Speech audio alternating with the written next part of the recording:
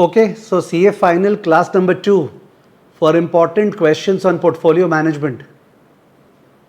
तो last class we did विश्वासघात वाला क्वेश्चंस एंड विश्वासघात वाले क्वेश्चंस में कुछ क्वेश्चंस तो बहुत ही गजब थे. Today we are going to continue with the next category which is dhakad. Yes, it's a live class. Thanks a lot for wishing me Happy Teachers Day. Thanks a lot Muskan, Harsh, Mohit Grover. Okay, let's begin the class right away. Start करते हैं. So, आपको याद है portfolio management में discuss किए थे कि institute का बहुत सारा मिस्टेक्स होता है. We have to be prepared for it mentally. देखते हैं धाकड़ वाले में क्या मिस्टेक्स है. Let's see. तो मैं स्क्रीन पे ले जा रहा हूं आपको जहां पे धाकड़ वाले क्वेश्चंस है.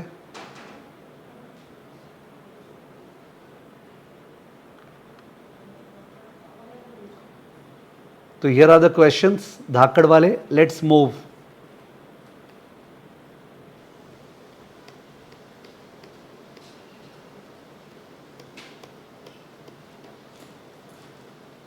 सो ये वाला क्वेश्चन कौन भूल सकता है. ऐसा करीब 4 क्वेश्चन या 5 क्वेश्चन अपने बुक में है. आपको याद आ गया. 4 स्टॉक्स और जीओआई. ऐसा करीब 4 या 5 क्वेश्चंस अपने बुक में है. याद आ गया होगा. बहुत ही एम्बिगुअस क्वेश्चंस.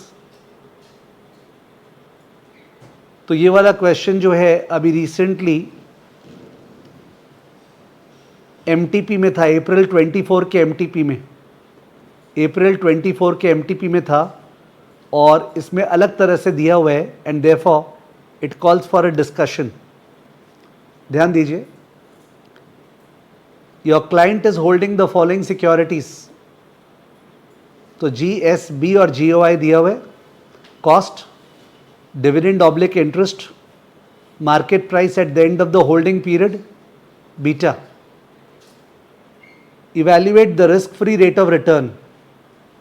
इवैल्यूएट का तो कुछ और ही मतलब होता है. They want to say calculate. दूसरा expected rate of return on each accept GOI using the CAPM. तो एक्सेप्ट द जीओआई पहले होता नहीं था. This is the new stuff. ये जो लिखा है ना except the GOI, this is new. Use weighted average beta in the calculation. तो जो अपने बुक में सम्स किए थे, मेरी बुक में है, उस पर सिंपल एवरेज बीटा निकालते थे. ये जो बीटा दिया हुआ है ना, तो इसका सिंपल एवरेज निकालते थे and everybody used to have the doubt कि सर बीटा तो वेटेड एवरेज आप सिखाए हैं. तो लगता है इतना परेशान हुआ सीए इंस्टीट्यूट कि बोल दिया ठीक है चलो वेटेड एवरेज बीटा निकालो. Round off the calculation to 3 decimal places. तो एक तो नया चीज़ है इस सम में कि वेटेड एवरेज बीटा बोला है. दूसरा नया चीज़ है कि इसमें सेकेंड पार्ट में बोला expected rate of return on each security except GOI. तो जो एक्सेप्ट जीओआई बोला है, तो जीओआई का क्या करना है, उससे आरएफ निकालना है. आरएफ. तो please look at the GOI. 72,000 is the price. 71,980 दाम हो गया. तो 20 का capital loss. 72,000 is the cost. एक साल बाद दाम 71,980 हो गया. तो 20 का कॉस्ट और डिविडेंड मिला 5,060. तो अगर वर्बली सोचेंगे तो 5,060 माइनस 20, 5,040 कमाए. Calci wise please 5,040 by 72,000. Calci wise 5,040 divide by 72,000. Sorry 5,040 divide by 72,000. It's coming to 7%. It's coming to 7%. जो करते हैं ना dividend plus price change by initial price into 100. So the dividend और the interest is 5,060. The price change is -20. The whole divide by the initial cost 70,000 into 100. 7% is the answer. First part का 7%. 7% is the answer. अब second part में अपने expected rate of return निकालना है using CAPM. तो अपने को RM चाहिए. RF तो आ गया, अब RM चाहिए. तो अगर RM चाहिए तो RM बैक कैलकुलेशन से निकलेगा. तो उसके लिए अपने को आरपी और बीटा पी चाहिए, आरपी और बीटा पी, ठीक है। अगर मेरे को सीएपीएम से जी का, एस का और बी का एक्सपेक्टेड रिटर्न निकालना है, R F plus R M minus R F beta, तो मेरे को अब आर एम चाहिए। आर एम को निकालने के लिए I want to use back calculation, so I need to have R P and beta P. तो बीटा पी बोल दिया है वेटेड एवरेज। वेट्स क्या लेंगे, जाहिर है जो लेटेस्ट मार्केट वैल्यू है, मार्केट प्राइस है, तो इससे अपना बीटा पी निकलेगा। प्लीज कैलसी में निकाल लो इसका बीटा पी, प्लीज कैलसी में निकाल लो इसका बीटा पी, प्लीज कैलकुलेटर में निकालो इसका बीटा पी क्या आ रहा है। 19600 into 0.6 plus 30,400 into 0.8 plus 32,000 into 0.6 plus 71,980 into 0.01, the whole divided by total market price. I hope you are doing it. 19,600 into 0.6 plus 30,400 into 0.8 plus 32,000 into 0.6 plus 71,980 into 0.01, the whole divided by total market price. Ramakrishnan is saying it's coming to 0.364, is it? So Ramakrishnan is saying it's coming to 0.364. Harsh is saying 0.3637, that's fine. 0.364, 3 decimal में बोला है हर्ष। Yes please सुहाना, आपका 0.3637 या 0.364 आ रहा है क्या? Oishi has not joined today. Others please. मोहित, तो मैं मान रहा हूं कि 0.364 आ रहा है। तो जो बीटा पी है, beta of the portfolio, sorry, जो बीटा ऑफ द पोर्टफोलियो है that is coming to 0.364 beta of the portfolio. Yes Muskan, yes Harsh, Harsh Jain, Harsh Mittal, 0.364 is beta P. अब अपने को आरपी चाहिए, तो वैसे तो रिटर्न ऑन पोर्टफोलियो भी वेटेड एवरेज होता है, इन लोग को चारों का रिटर्न निकालना चाहिए था, और फ्यूचर में ऐसा करेंगे ये लोग। जी का रिटर्न निकल सकता था, एस का रिटर्न निकल सकता था, बी का रिटर्न निकल सकता था, उसके बाद जाके वेटेड एवरेज से निकाल लेते, ठीक है। बट इसको ऐसे नहीं किया है, इंस्टेड इसको कैसे किया है, इसको वैसे किया है कि जो अपना पोर्टफोलियो है उसका टोटल कॉस्ट क्या है, वो टोटल कॉस्ट नीचे आ जाएगा, और उसके बाद सबका कैपिटल गेन को ऐड कर दिया। जैसे फर्स्ट वाले में कैपिटल गेन क्या है, -400, सेकेंड वाले में कैपिटल गेन क्या है, 400, दिख रहा होगा आपको। थर्ड वाले में कैपिटल गेन क्या है, 4000, और लास्ट वाले में कैपिटल गेन क्या है, -20। तो चारों का मिला के कैपिटल गेन क्या आ रहा है, 3980 आ रहा है क्या? चारों का मिला के कैपिटल गेन 3980 आ रहा है क्या? फर्स्ट वाले में -400, सेकेंड वाले में 400, थर्ड वाले में 4000, लास्ट वाले में -20, मेरे ख्याल से टोटल 3980, 3980 आ रहा है टोटल कैपिटल गेन 3980। और जो टोटल डिविडेंड या इंटरेस्ट क्या आ रहा है, टोटल डिविडेंड या इंटरेस्ट क्या आ रहा है, 1450 plus 1000 plus 1400 plus 5060, 1450 plus 1000 plus 1400 plus 5060। Yes Antara, Oishi, she has joined. 1450 plus 1000 plus 1400 plus 5060, it's 8910. So 8910 is the total dividend or interest. So the total earning is 8910 plus 3980. Total earning is 8910 plus 3980. Total earning is 8910 plus 3980. Yes please, 8910 plus 3980, 12,890. 12,890. And what is the total cost? What is the total cost? 12,890 total income है, and what is the total cost of this portfolio? 20,000 plus 30,000 plus 28 plus 72, 160, I think 1,60,000 आ रहा है मेरा तो verbally. 150 है क्या? हाँ 150 है, sorry 150, 1,50,000, sorry 1,50,000 है। तो 12,890 divide by 1,50,000 into 100, 12,890 divide by 1,50,000 into 100, 12,890 divide by 1,50,000 into 100, 12,890 divide by 1,50,000 into 100, it's 8.593%. 8.593%. Everybody is confirming. So Rp is equal to Rf plus Rm minus Rf into beta P.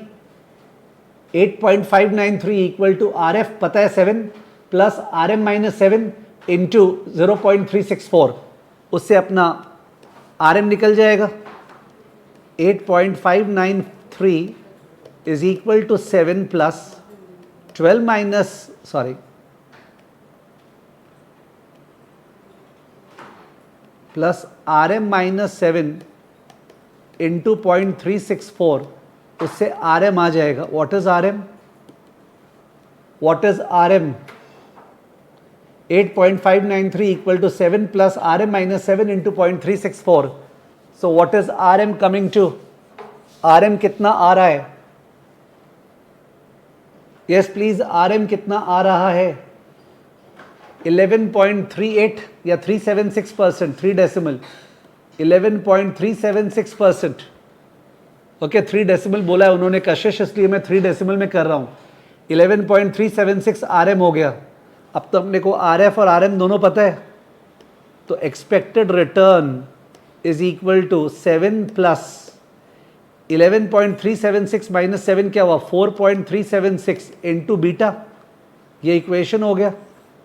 CAPM का ये equation हो गया. ER is equal to RF plus RM minus RF into beta.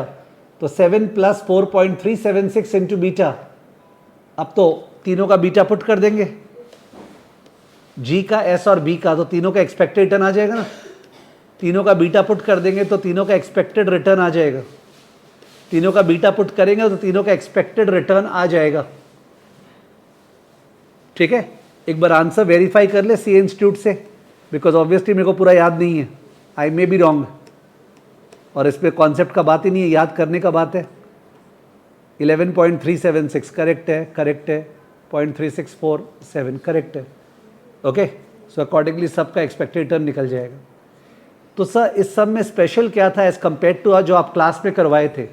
Special ये था कि कोई भी सम जो क्लास का सम है ना, उसमें हम लोग RF GOI बॉन्ड्स के हेल्प से नहीं निकाले थे. आई रिपीट, मेरे को जितना याद है, और मेरा याददाश्त रॉन्ग हो सकता है, हम लोग जो बुक का सम्स था, जो पुराना सम्स आया हुआ है आज तक, वो पुराने सम्स को अपने GOI बॉन्ड्स के हेल्प से RF नहीं निकाले थे. बीटा को सिंपल एवरेज किए थे वो अलग बात है, बट इफ़ यू चेक ना अपने बुक में जो क्वेश्चन था ये वाला, उस पर लिखा हुआ था CA इंस्टीट्यूट के सॉल्यूशन में नोट में कि वेटेड एवरेज बीटा भी अलाउड है. मेरे को याद है. तो आप वो लोग सॉल्व किए थे सिंपल एवरेज बीटा से, पर वो लोग बोले थे वेटेड एवरेज बीटा अलाउड है. तो वेटेड एवरेज बीटा तो ऐसे भी स्टूडेंट के मन में आ गया था सॉल्यूशन देख के, अगर आपने पास्ट सॉल्यूशन देखा है तो. बट GOI के हेल्प से RF नहीं निकाला था. वो लोग RF बैक कैलकुलेशन वगैरह से निकालता था. ठीक है, you may not remember, but ये परफेक्ट अपॉर्चुनिटी है जहां पे एक बार बुक का इस टाइप का क्वेश्चंस देख लेना चाहिए, और एग्जाम के पहले एक बार देख के जाना पड़ेगा. ये सब एम्बिगुअस कैटेगरी है. जो लास्ट क्लास APT का सम किए थे वो आपको देख के जाना पड़ेगा. एम्बिगुअस कैटेगरी है, तो एम्बिगुअस कैटेगरी जो है, जिस दिन एग्जाम है आपका उसके सुबह में आप देख के जाएंगे. Are you understanding?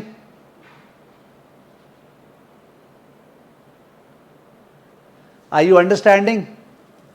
ऐसा करीब 4 क्वेश्चन या 5 क्वेश्चन अपने बुक में है, उसमें सिंपल एवरेज बीटा निकाला हुआ है, पर मेरे को याद है सॉल्यूशन में लिखा है वेटेड एवरेज निकाल सकते हैं, तो यहाँ बोल दिया निकालो वेटेड एवरेज, तो स्कोप है ही नहीं.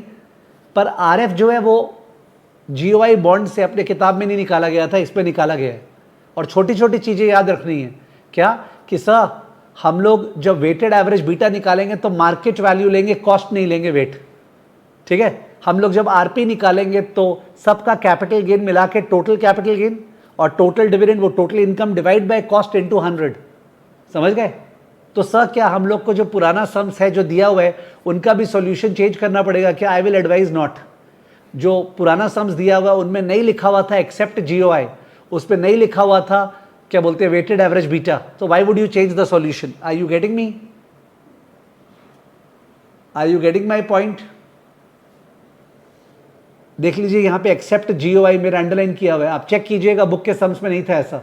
It is really a very bad teaching that मैं ऐसे याद करवा रहा हूँ क्या किया हुआ, बट क्या करें, मार्क्स आर इंपॉर्टेंट. ठीक है ना? Okay, after all the logic marks are very very important. Next question में आते हैं.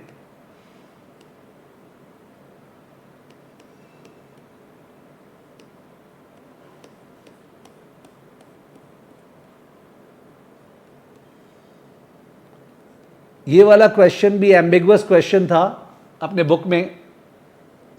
ये वाला क्वेश्चन भी एम्बिगुअस क्वेश्चन था अपने बुक में, पर इस क्वेश्चन का इन्होंने यहां पे जो लैंग्वेज यूज किया है ना, उसके कारण एम्बिगुअस नहीं है. I repeat, this question was ambiguous question in our book, but the language that the CA institute has used in this question, as a result of that, this question does not remain ambiguous according to this language. So I will say question number 7 is not ambiguous. Book का question is ambiguous, क्योंकि book में ये language नहीं था.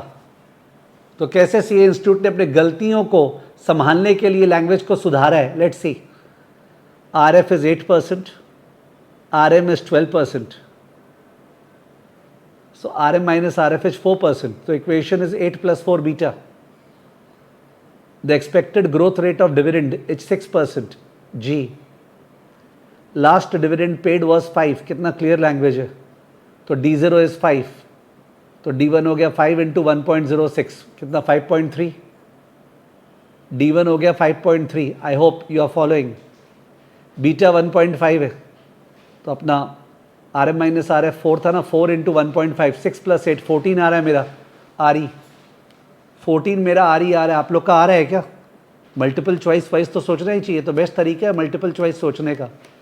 मेरा RE 14 आ रहा है, D1 5.3 आ रहा है, और G क्या है? 6%. देखिए आप लोग का आ रहा है क्या? 8 plus 4 into बीटा. 4 कैसे आया सर? 12 minus 8. तो 8 plus 4 into 1.5, 14% RE. 5 into 1.06, D1 5.3, growth rate 6%. So 5.3 divided by 8% answer. 5.3 divided by 0.08 answer. 66.25 equilibrium price, जिसको अपने इंट्रिंसिक वैल्यू बोलते थे. Okay, equilibrium price of the share 66.25. I hope I have not made any mistake. 5.3 3 होगा, 5.8 दिख रहा है, that is 3. Okay, ये 5.3 है. 5.3 divide by 0.08. 5.3 divide by 0.08, 66.25. Second part sum का. Evaluate the impact of the following factors jointly. Jointly, वाह देखो कितना क्लैरिटी दिया है. ज्वाइंटली, ये कभी बुक में लिखता नहीं था. Jointly on the equilibrium price of the share of J limited. एक साथ ये चारों बुलेट्स को यूज करना है और प्राइस कितना चेंज होगा, इंपैक्ट बताना है, तो चेंज बताना है. Inflation increases by 2%. अब इसका दो मतलब हो सकता है, या तो 8 plus 2 10, या 8 into 1.02 8.16. इन्फ्लेशन इंक्रीजेस बाय 2%, या तो 8 plus 2 10, या फिर 8 into 1.02 8.16. ठीक है, तो जनरली जितने भी किताब हैं बाजार में, जो लोग भी पोर्टफोलियो मैनेजमेंट करते हैं, सारे के सारे books, the masters in finance have studied the entire CFA programme, हर जगह 8 plus 2 10 किया हुआ है. बट जो इंस्टीट्यूट का एम्बिगुअस क्वेश्चन था अपने बुक में, उसमें 8 into 1.02 किया हुआ है. ठीक है ना, देखते हैं. The growth rate increases by 2% in absolute terms. Look at this language. Growth rate increases by 2% बोल के छोड़ सकता था. ग्रोथ रेट इंक्रीजेस बाय 2% बोल के छोड़ सकता था, पर उसने एक्स्ट्रा क्या लिखा? In absolute terms. माने बोलना चाह रहा है 6 plus 2 8, 6 plus 2 8%, ये बोलना चाह रहा है वो एब्सोल्यूट टर्म्स. इसका मतलब सर इन्फ्लेशन के बारे में तो ये नहीं बोला, तो इन्फ्लेशन का बोलना चाह रहा है वो 8 into 1.02 इक्वल टू 8.16 क्या? Are you clear?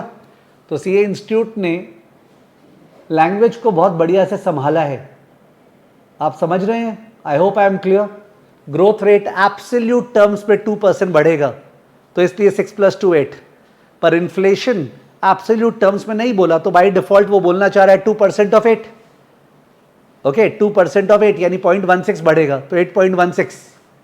बीटा 1.8 हो गया, 1.5 था, तो 8.16. और sorry, and RM remains the same. RM 12 ही है. तो क्या हो गया अपना 8.16 plus 12 minus 8.16 into 1.8. What is the RE? 8.16 plus 12 minus 8.16 into 1.8. What is the new RE?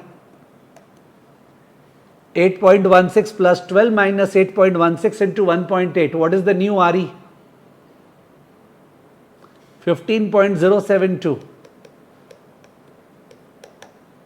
15.072%. कोई बोल रहा है 0.76%. Everybody is saying 15.072. So I go with 15.072. That is the new RE. D1 क्या होगा? 5 into 1.08, 5.4. D1 becomes 5.4 and G is 8%.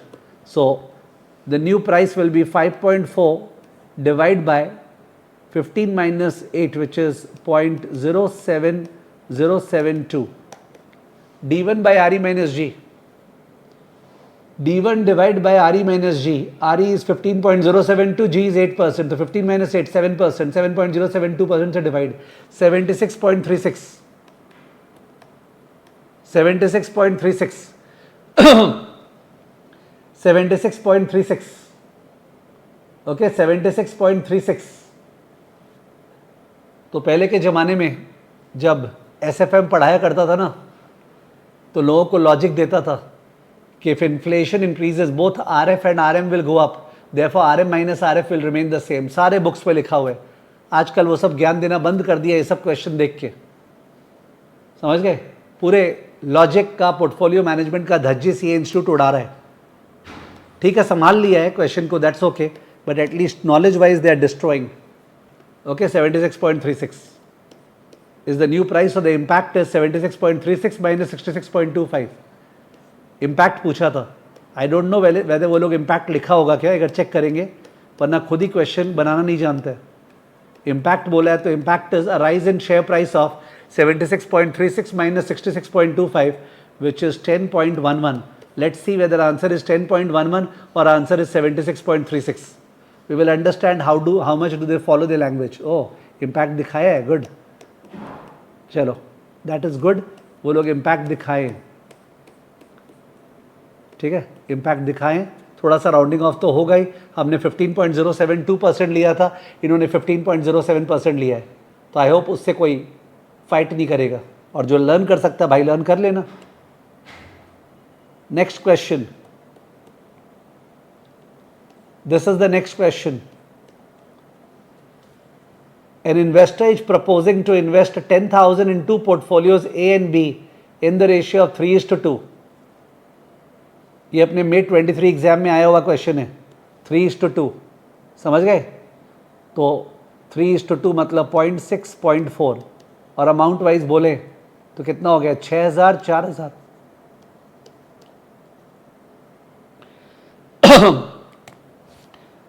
तो portfolio of portfolios, fund of fund का sum है.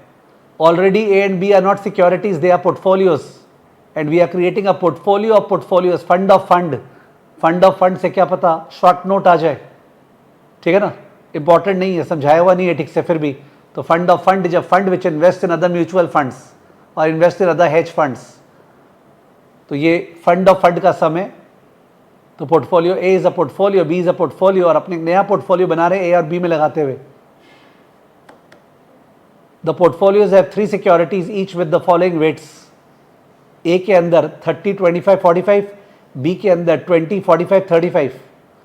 Calculate the weight of each stock. तो नए portfolio में weight of each stock निकालना है.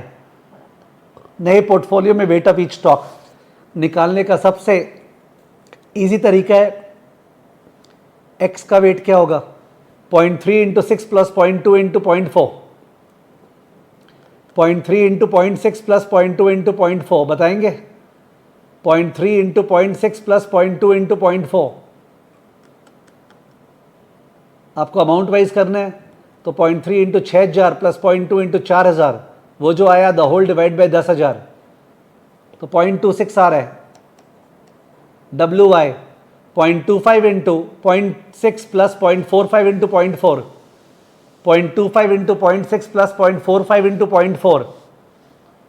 0.25 इंटू 0.6 प्लस 0.45 इंटू 0.4, जिसको अमाउंट वाइज करना है 0.25 इंटू 6,000 प्लस 0.45 इंटू 4,000, वो जो आया डिवाइड बाई 10,000, जिसका जो मन।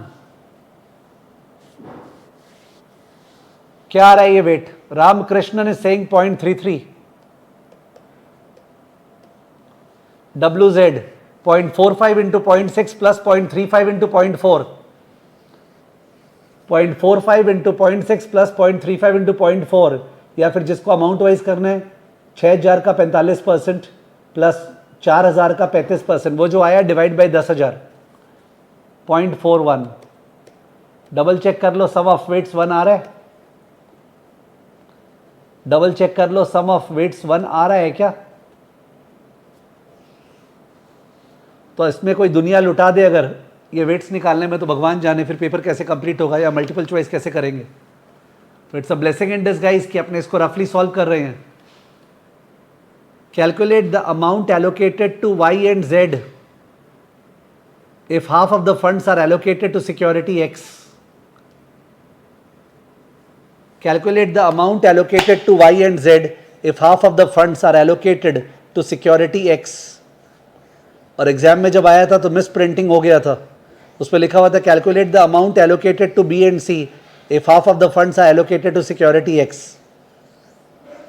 और खैर सम एकदम पूरा बर्बाद है, वो पूरा बर्बादी समझाने जाऊंगा, कुछ लोग समझेंगे, पर लेट मी ट्राई। ये कॉन्सेप्ट था क्रिटिकल लाइन का। Critical line, very few people will remember. Critical line में अपने मार्कोविट्स का एफिशिएंट फ्रंटियर डिस्कस किए थे।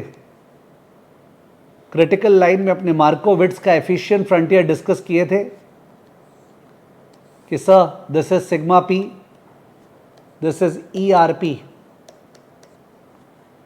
तो in that case this is the efficient frontier.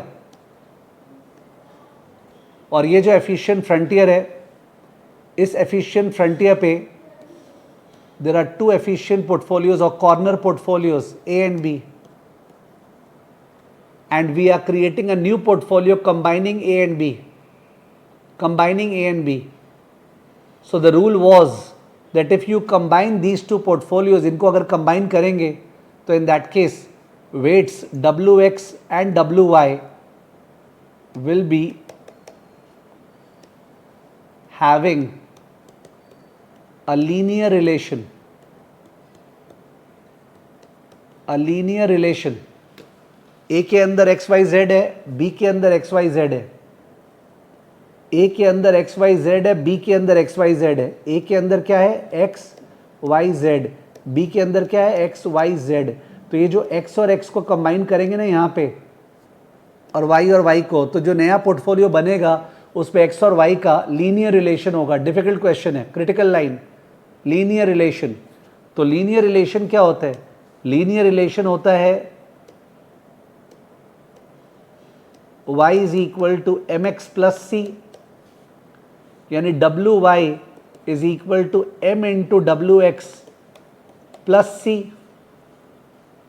WY equal to m into WX plus C, तो m और c निकालना पड़ेगा। ये निकालने के लिए 2 इक्वेशन चाहिए, तो एक पोर्टफोलियो A का इक्वेशन, एक पोर्टफोलियो B का इक्वेशन है। तो पोर्टफोलियो A को देख रहे हैं, सब जन देखना। पोर्टफोलियो A में WY 0.25 है, WX 0.3 है, 0.25 0.3, तो पुट कर रहा हूँ 0.25 is equal to m into 0.3 plus C. Equation number 1, this is using portfolio A।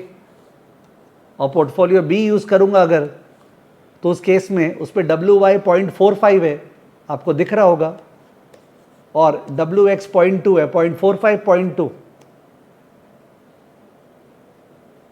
0.45 put कर रहा हूँ, तो 0.45 is equal to m into 0.2 plus C. Equation number 2। इन दोनों इक्वेशन को सॉल्व करना पड़ेगा साइमल्टेनियस इक्वेशन, जैसे बचपन में करते थे। तो ये 0.2 है, ये 0.3 है, तो बेस्ट होगा इसको 2 से मल्टीप्लाई कर दे, इसको 3 से। ऐसे बचपन में करते थे साइमल्टेनियस इक्वेशन का सॉल्विंग। तो ऐसा करेंगे तो 2 इंटू 0.25 0.5 आ रहा है, 2 इंटू 0.3 0.6m प्लस 2c, वैसे ही 3 से मल्टीप्लाई करेंगे तो 3 इंटू 0.45 1.35 आ रहा है, equal to 0.6m plus 3c। Accordingly solve किए, माइनस करे तो ये कट गया, तो अपना आया माइनस कितना, minus 0.85 is equal to minus 1c। तो आ गया c equal to 0.85, c equal to 0.85, c equal to 0.85। इसको पुट किए इक्वेशन 1 में, पुटिंग इन इक्वेशन नंबर 1, तो इक्वेशन नंबर 1 क्या था, 0.25 is equal to m into 0.3 plus c, 0.25 is equal to m into 0.3 plus 0.85, 0.85 उधर गया तो m into 0.3 equal to minus 0.6, so m is equal to minus 2, m equal to minus 2 आ रहा है, m equal to minus 2. So the equation is critical line wy equal to minus 2wx plus 0.85, और ठीक से लिखे तो 2wx plus wy equal to 0.85. This is the relation. 2wx plus wy is equal to 0.85. 2wx plus wy equal to 0.85। अब बोल रहा है कि wx 0.5 है, ये बोला है सब में, आधा पैसा x में लगा दिए, तो 2 into 0.5 plus wy equal to 0.85, तो अपना wy आ गया, क्या आया, wy आ गया माइनस 0.15, शॉर्ट सेल करेंगे y को, wy आ रहा है माइनस 0.15, तो wz क्या होगा, 1 minus wx minus wy is 1 minus 0.15, sorry wx क्या आया था, wx तो दिया हुआ था 0.5,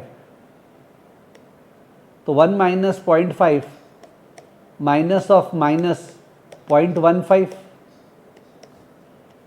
तो ये आ गया 1 माइनस 0.5 प्लस 0.15, तो ये आ गया 0.65।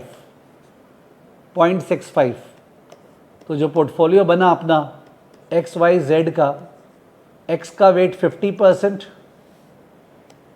एक्स का वेट 50%, वाई का वेट माइनस 0.15 और जेड का वेट 65%। अमाउंट वाइज एक्स में 5000, 10,000 इंटू 0.5, वाई में minus 0.15 into 10,000 minus 1500, short cell किए पैसा आया और 6500 इस पे लगा दिया। आई डोंट नो अमाउंट पूछा था या क्या पूछा था, देख लेता हूँ।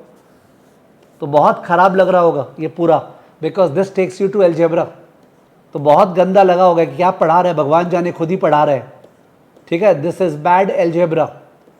What you can wish is that काश ये क्वेश्चन नहीं आए, ठीक है, और आए तो मैं ऑप्शन में छोड़ दूं या फिर खुद करूं, because this is algebra, this is algebra, one has to remember. And the worst part about this question is that इस पे तो बोला भी नहीं है portfolio A and B lie on the efficient frontier, ये भी नहीं बोला है, जबकि जो ओरिजिनल क्वेश्चन अपने किताब में है, अपने बुक में, उस पर लिखा हुआ है portfolio A and B lie on the efficient frontier. तो मैंने क्वेश्चन का धज्जी उड़ा दी है। They just want us to remember कि स्टूडेंट को याद आ जाए। बहुत ही लो लेवल एजुकेशन ICAI करवा रहा है, एटलीस्ट इन माई सब्जेक्ट। बाकी सब्जेक्ट में I don't know, but low level education they are ensuring only one thing, that student जो है लो लेवल एजुकेशन में सहते सहते आर्टिकलशिप करते करते और जूझ के निकल जा रहा है, इसका मतलब वो स्टूडेंट पसीना बहाने तैयार, और जो पसीना बहाने तैयार है वो लाइफ में बर्बाद नहीं हो सकता है। तो CA institute is doing what, it's creating character, not knowledge. Anyways, so this is a bombastic sum. Question number 8. It is bombastic. You can mark it bombastic. Pure खतरा है। मोहित इज सेइंग सब बाकी सब्जेक्ट्स पे भी यही धंधा है। मेरे को तो लगता है ट्यूशन इंडस्ट्री भी इसीलिए चल रहा है, बिलीव मी, वरना एक सिलेबस जो सेम टू सेम है वो ट्यूशन चल ही नहीं पाता। कोई क्यों ट्यूशन लेता बार बार? ट्यूशन इंडस्ट्री चल रही है इसलिए बिकॉज ये सारा का सारा जो वेगनेस है ना, तो अल्टीमेटली टीचर के ऊपर डिपेंडेंट है कि वो बता देगा। सर आप अपना ही क्रिटिसाइज कर रहे हैं, मैं बता रहा हूं, फैक्ट तो यही है। तो ये पूरे धाकड़ वाले क्वेश्चंस थे। चलिए रफ्तार वाले क्वेश्चंस में आते हैं।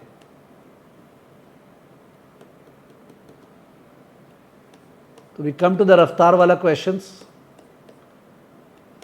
ये क्वेश्चन मेरे को तो बहुत इंपॉर्टेंट लगता है, सीपीपीआई का क्वेश्चन है, एक बार एग्जाम में आया हुआ है, not the same question but दूसरा क्वेश्चन एग्जाम में आया हुआ है, वापस से आया तो लोगों का तो हालत खराब होगा। सीपीपीआई, कांस्टेंट प्रोपोर्शन पोर्टफोलियो इंश्योरेंस, एकदम पोर्टफोलियो का लास्ट पार्ट कि सब पोर्टफोलियो में हम लोग इक्विटी और डेट को कैसे रीबैलेंस करते हैं। उसमें दो तरह का सम्स था, एक था कांस्टेंट मिक्स और एक था कांस्टेंट प्रोपोर्शन पोर्टफोलियो इंश्योरेंस, सीपीपीआई। क्योंकि रीडिंग करने से फ़ायदा नहीं है, समझ नहीं पाओगे। तो सीपीपीआई में था एक फॉर्मूला, इक्विटी में कितना पैसा लगाना है, m into A minus F. The amount to be put into equity is equal to m into A minus F. A obviously is the total asset which is to be put in equity and debt. f is the floor कि मेरा पैसा उसके नीचे नहीं जाना चाहिए, अगर नुकसान हो भी तो I should not be going below the floor. m is the multiplier कि नेचुरली तो equity should have been a minus F कि f वाला पैसा फिक्स्ड इनकम बॉन्ड में लगा दो और a माइनस एफ इक्विटी में, बट अपने मानते हैं कि कौन सा तो उतना बर्बादी हो जाएगा, इसलिए थोड़ा सा खेल लेते हैं। तो m इज़ मोर देन 1, थोड़ा सा एक्स्ट्रा पैसा लगाते हैं। और कुछ रीबैलेंसिंग का फ्रीक्वेंसी दिया रहता है, एवरी 15 डेज या 1 मंथ या एवरी क्वार्टर। सो अकॉर्डिंगली अपने एवरी क्वार्टर में शेयर प्राइस चेंज होगा, ए चेंज होगा और अपने को रीबैलेंस करना पड़ेगा। मैंने जो ओरिजिनल क्लास पे पढ़ाया था उस पर यह था कि जो फ्लोर है it will go up at the rate of RF, और जो बॉन्ड में पैसा लगाएंगे that will also go at the rate of RF।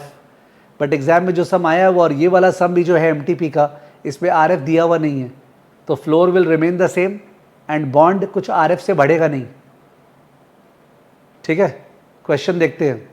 Shiva has a fund of 5 lakh which he wants to invest in the share market with rebalancing target after every 15 days to start with for a period of 1 month from now. Okay, 1 महीने तक करेगा, अभी start करेगा 0 पे, फिर 15 पे rebalance, फिर 1 महीने बाद rebalance. The present Nifty is 17025। तो वो अज्यूम कर रहा है कि अपने निफ्टी में पैसा लगा रहे हैं।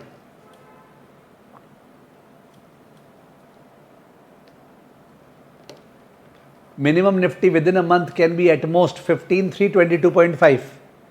तो इससे फ्लोर पता चलता है, देखो कितना गिर रहा है, 15,322.5, 17,025 का कितना परसेंट है? जो 15,322.5 है वो 17,025 का कितना परसेंट है? 80% है कि 90% है कि 85% है? रामकृष्ण ने सेइंग 90% है, मतलब निफ्टी 10% गिर रहा है, मतलब निफ्टी 10% गिर रहा है। ठीक है, जो 15,322.5 है वो 17,025 का 90% है, मतलब 10% फॉल है। तो 10% फॉल है, तो अकॉर्डिंगली अपना एसेट्स 5 लाख था, 5 लाख का 90%, 5 लाख का 90% या 5 लाख से 10% कम, 4.5 lakh is the floor. 4.5 lakh is the floor, समझ गए आप? 4.5 lakh is the floor.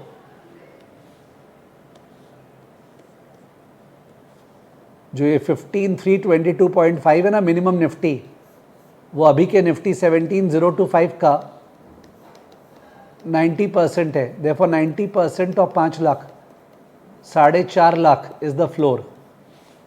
Floor is 4.5 lakh, 4.5 lakh floor है, ये है 5 लाख, तो डिफरेंस हो गया 50,000।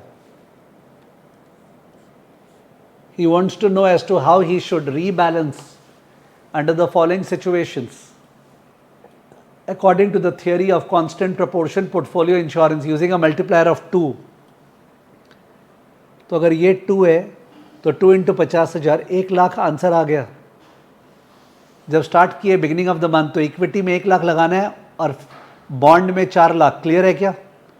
इक्विटी में 1,00,000 लगाना है, बॉन्ड में 4,00,000. एकदम स्टार्टिंग में आंसर जो हो गया t इक्वल टू 0 पे, इक्विटी में 1,00,000 लगाना है और बॉन्ड में 4,00,000. इक्विटी में 1,00,000, बॉन्ड में 4,00,000. तो इसका पार्ट मार्किंग मिलेगा अपने को. अब 15 दिन बाद क्या हुआ? 15 दिन बाद निफ्टी 16,321.89 हो गया. तो निफ्टी 17,025 था सेकंड लाइन में, वहाँ से 16,321.89 हो गया. तो हमारा जो 1,00,000 लगाया हुआ था वो क्या हो गया? 1,00,000 इंटू 16,321.89 डिवाइड बाई 17,025. बताइए, 1,00,000 into 16,321.89 divide by 17,025. Ramakrishnan is saying 95,870. 95,870. Percentage नहीं निकालना, अमाउंट निकालना है. 95,870. तो 95,870 हो गया. तो इक्विटी का वैल्यू जो है 15 दिन बाद इक्विटी वो हो गया 95,870. और सिंस आरएफ नहीं है सम में तो बॉन्ड का वैल्यू तो मानना पड़ेगा सेम. आरएफ होता तो उसको इंक्रीज करते फिर 15 दिन के रिटर्न से एट आरएफ 4,00,000. तो टोटल एसेट्स आ गया 495,870. 495,870 और फ्लोर सेम मानेंगे 4,50,000. फ्लोर भी आरएफ से बढ़ता है बट आरएफ है नहीं और एम तो 2 है ही. तो इक्विटी होगा कितना? 2 इंटू ये जो डिफरेंस है, सो 2 इंटू 45,870. 2 इंटू 45,870 बताइए. 2 इंटू 45,870 91,740. 91,740. जबकि इक्विटी है कितना? इक्विटी है अपना 95,870.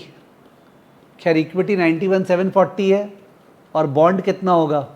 बॉन्ड होगा 495,870 minus 91,740.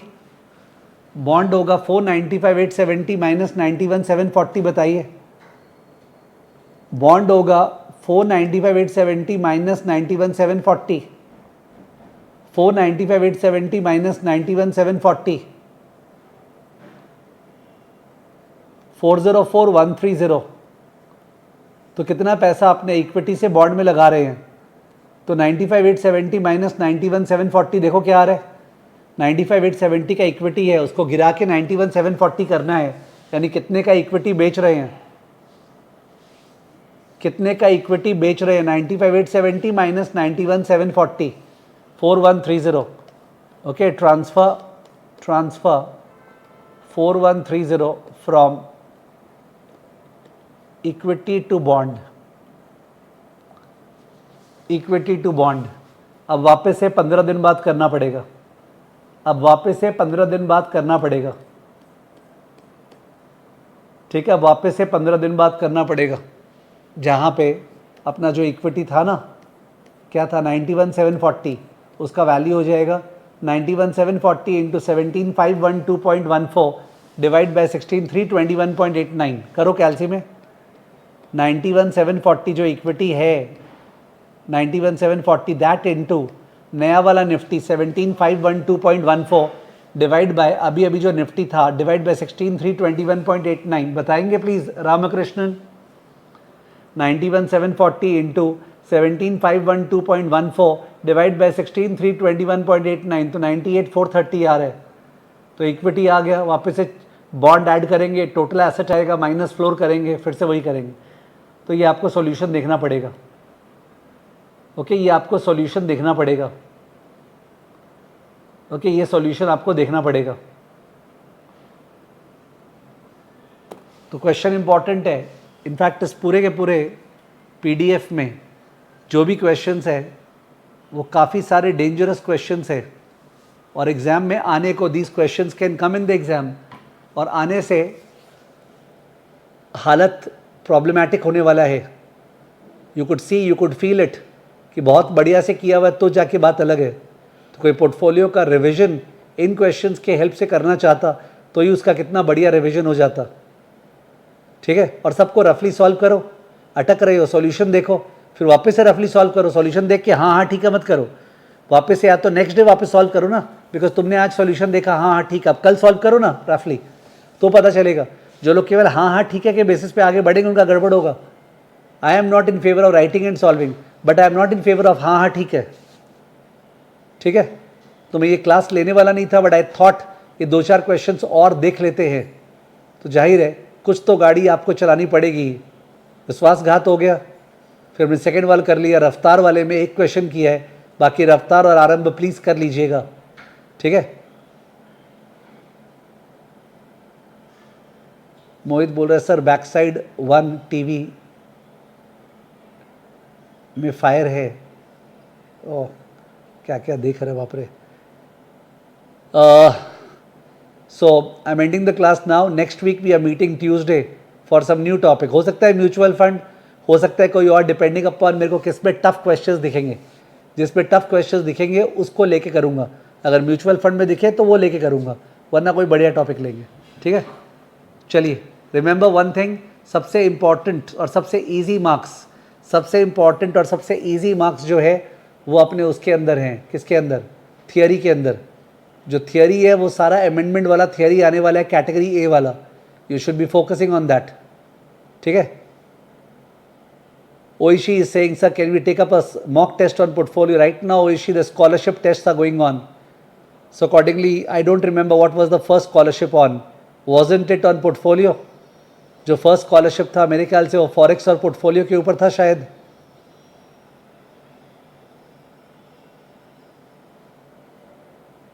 Kashish is saying, sir, so I was doing live, so I am supposed to do all the classes which have been uploaded. Yes, because I am taking live classes for the differential portion जो नया add हुआ है। Oishi is saying I missed out because of illness. Don't worry, we will upload that and give access to all the students. ठीक है, तो you can try that scholarship. Scholarship as in वो test को normally without scholarship कर देंगे। Okay, see you on Tuesday for some new topic. Bye bye.